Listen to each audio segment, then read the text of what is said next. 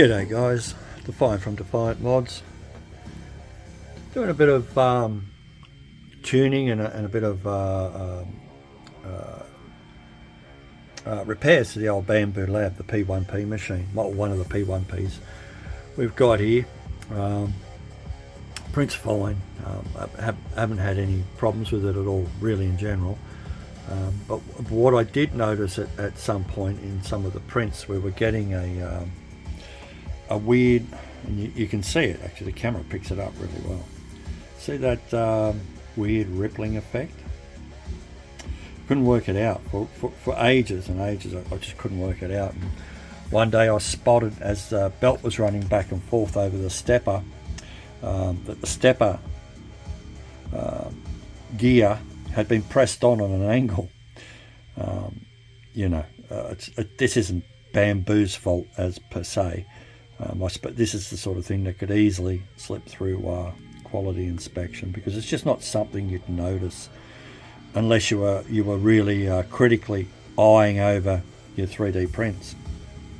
And you're printing little dragons and things that are just a centimetre off the bed with colour changes. You're not going to notice it. But I did spot it in that. And thanks to the colour change, because the colour change, the dual colours really brings it out a lot more. Other than that, it's accurate, does everything fine. But yeah, that seemed to be a problem, and it's basically this is being pressed on a slight angle. And I'd imagine this is just whoever makes the stepper motors for them. You can see it as it spins around there.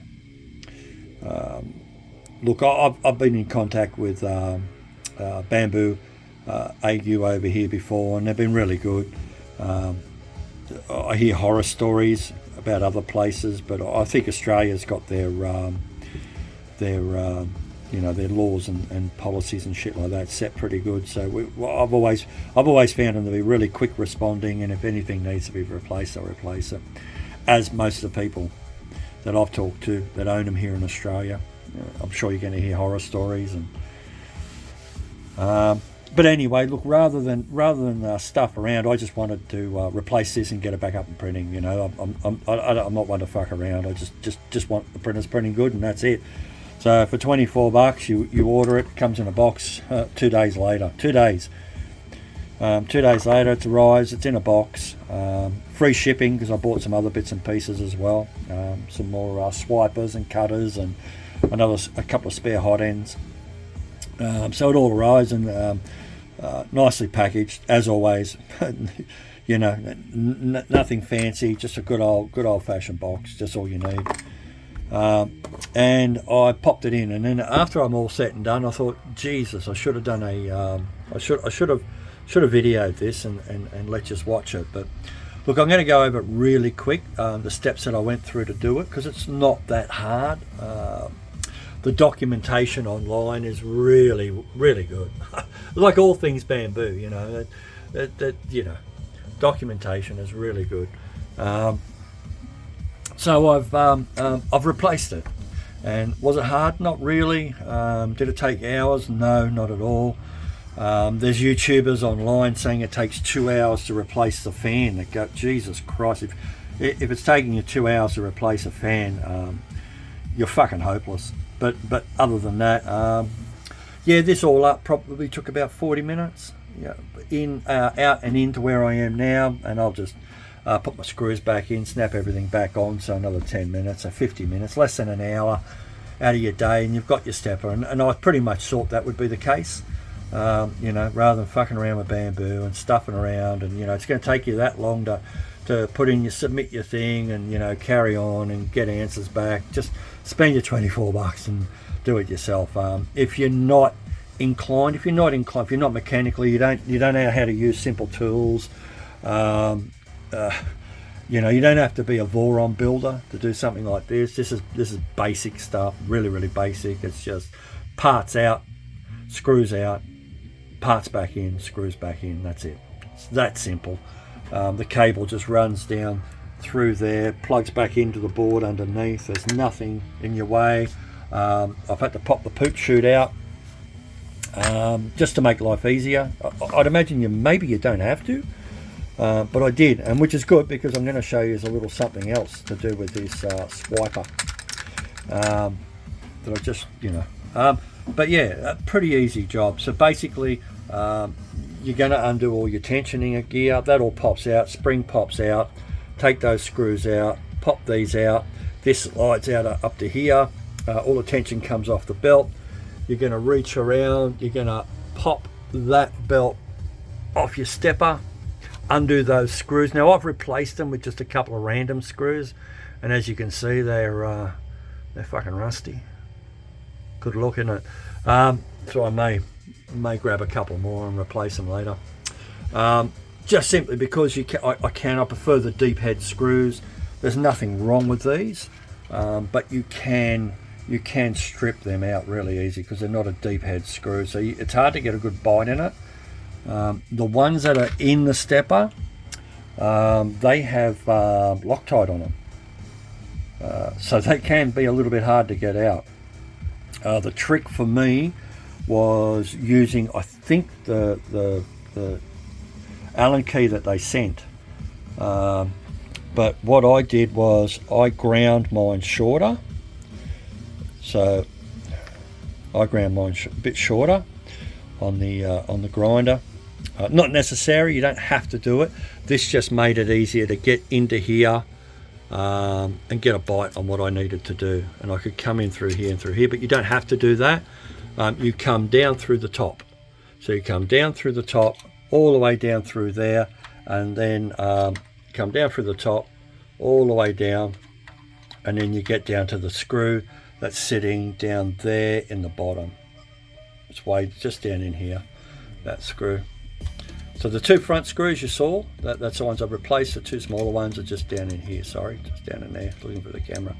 And then there's another one just down in here as well, and then you're just coming in through the other top hole, coming down like that to get to those. Once they're out, the stepper motor's loose, more or less loose, hanging in there.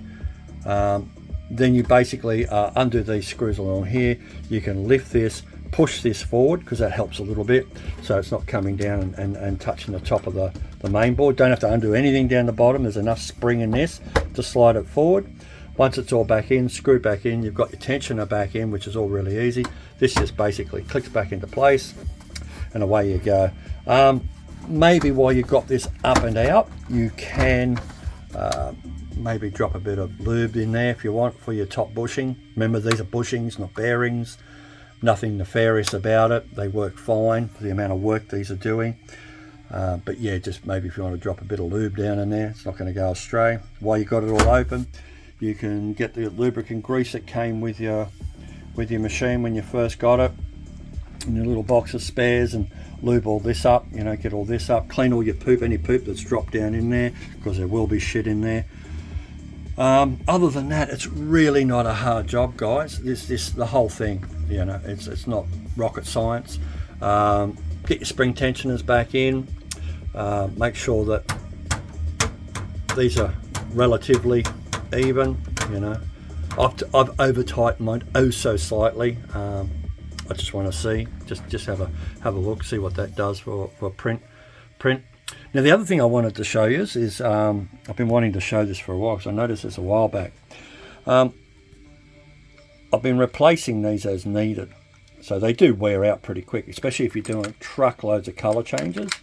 You own a Bamboo Lab, you know that sound, don't you? So yeah, what I found is that when they swipe across these little silicon bits, they always swipe to one side. Always. It's always like to one side of it. And as they start to wear, they get less and less efficient, and you'll find that it doesn't swipe your excess filament off that it's trying to ooze out. And and if you're doing something with a few thousand color changes in it, which isn't hard to do, well, you can actually see. There it is. No, it's not. Is that it? Come on. There, you kind of see it. Great. There it is. you can see that it wears one side of the little swiper. So as it starts to not work anymore, because basically it's, you know, every 3 or 4 prints nowadays, if you've got a lot of colour changes, especially if you're into your cinder wing shit, that'll start to wear out really quick. So what I do is I just do the 2 screws inside, pop it out, put the new one, or 1 screw and pop in the new one, and away you go. But what I've noticed is these disassemble, and what you can do is you can pop this screw out, get the damaged side, spin it around and pop it back in, and then you're swiping on a clean side. So basically what I'm saying is you can get double the use out of one filament swiper, which, you know, if you've gone through them really quick and you're desperate and you don't have one, and you're noticing that your shit's starting to drag all over the bed and not go down the chute, yeah, that can really help. That can be a godsend. That. So yeah, just a little tip, guys. But other than that, look, you know, great machines. You know, for the amount of printing this has done, for the amount of colour changes it's done, for the amount of work this has done, these are just fantastic. You know, and there are a few YouTubers out there that are absolutely smashing them and hammering them. You know, fair enough, smash and hammering them. They all seem to be based on some sort of emotion from somewhere. When you look at anyone that's level-headed, that's just talking to you like I'm talking to you now, they're a fantastic machine. They're absolutely brilliant. You know, why nobody's thought of this before blows me away. I mean, you know, how long are we going to persist with bed slingers for? You know, how long were we going to keep plodding along with that old technology? You know, when you can have something like this, and now the P1S has just come out, so you can have this machine for an extra $100, enclosed fan, cooling, glass door, glass top. It is plastic sides, I'll admit. It'll have the extra fan inside. It'll have the fan for the motherboard. You know, it'll have the rear exhaust fan as well, because it's a chambered machine. So, you know, it comes with a lot of extras for $100 and something bucks extra. Probably less in America if you're talking AU dollars. But, you know, brilliant bloody machines. This has just been easy as piss to work on. The replacement of the fan, I think I did when I did that board fan on the X1C Carbon a while back. Honestly, 30 minutes. The longest part was undoing all the screws to get the back panel off. Once that was off, you're in there in 10 minutes. You had your wiring done, you had it pulled out, you had it, you know, and you're back up and running. These people that it's taken 2 hours, well, you know, they shouldn't be touching printers. If it takes you 2 hours to do something like that, you shouldn't have your hands on a printer. But anyway, guys, that's it. You know, I'll as I bump into more stuff, I'll try and do little updates. But you know, but so it's not to prolong this video anymore. I'll leave it there. Have a good one, guys. Cheers.